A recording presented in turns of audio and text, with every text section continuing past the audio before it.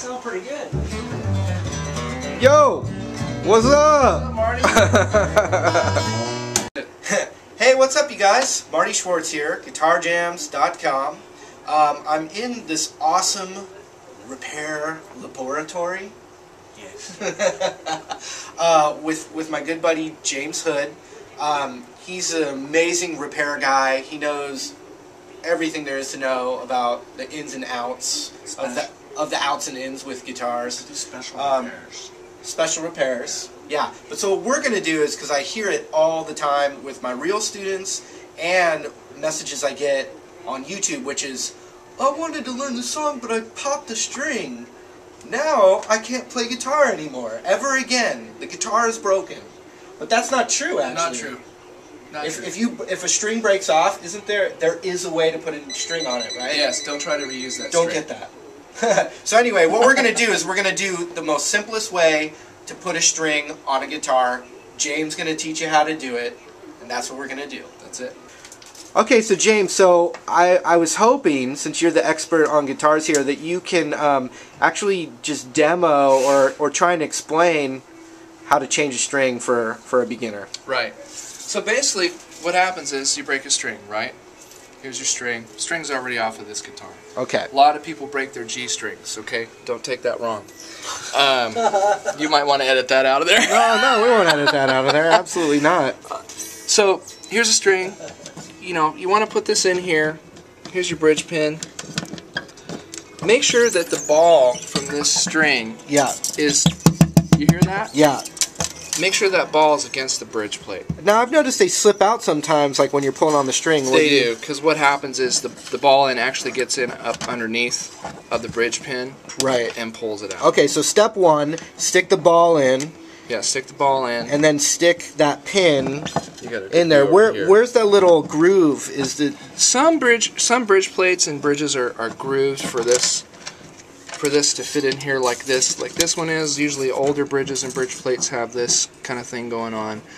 Some makers like Collings, they fit their bridge pins just straight into holes. Okay. So that each individual bridge pin is sized differently, but we can get into that. Okay, yeah, so anyway, you just jam it in there and try and lock it in, right? Yeah, you know it's right. You know it's okay. in there. So that's a good first step. Yeah, 1950s J45 here, so.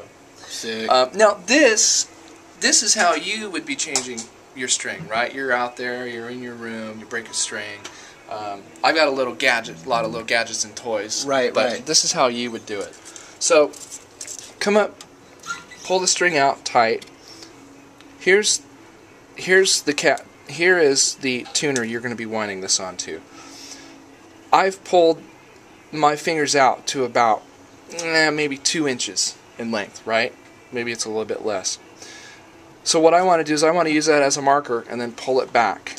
And so I know that's how much slack. So can you do that one more time? That was good. So pull your string out tight to the tuner that you want to wind it to. Okay. Then pretty much you're coming out an equal distance of what a tuner is spaced. Okay. Right there. Okay. Sweet. So just grab that's it. How much slack you give it. And I'll show you how I actually So you're actually still holding that with your right hand? I'm actually still holding it. Okay. So this is how you guys would be doing it here. You'd be winding this here. Sometimes you got your little, string winders where you're cranking. How do they keep track of the direction to wind it in? That's something I see a lot. When I go to a beginner lesson, the one string's turned one way and the other one's turned the other way. Well, you usually want to go clockwise. And you want your string on the inside. So look at that, people, how the string is wound on the inside. Now this is how I learned how to do it even years ago. You're just sitting here winding. This is, if you don't have a winder, you can do it like this. You want to kind of keep a little bit of tension here. Now a lot of guys will come in here and they'll tie their strings in knots, and we hate that. Repair guys just, it's not necessary. It's really not necessary. Thank you, because, I always have done it the way you're doing it right now, and you get those, you know who they are. You know who you are out there. Say, I'm not stringing it the right way. And there it is, And you can even come in here and, if you don't have any cutters, you can just twist this and it'll break right off. So that's if you're in a pinch. So let's tune this.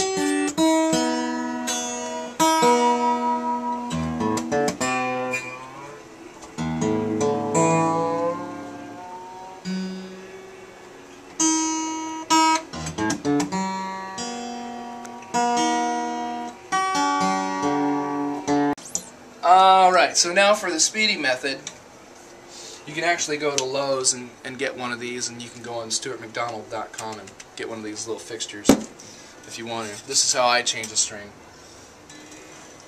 when I'm here at the shop. I have a home shop too, so I'll just stick that in there, carefully set this up, wind it on.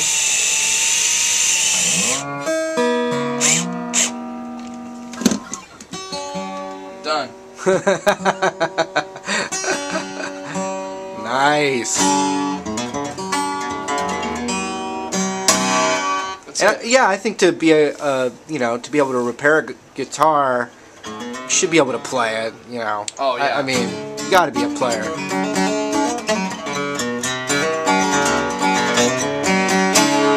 Yeah. No, do that again. Do that again. No, do that again. He won't do it. No, actually, I have a friend who really shreds. His name is Jay Husel. Awesome, off the hook. Wait. I think he's here. Oh, that's oh, you've got two. There's two repair guys. Yeah. Yep. Oh boy.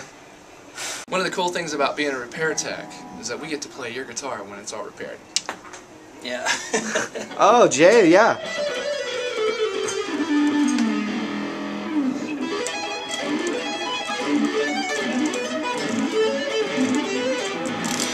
Eddie Van Husel. And the whole thing works. I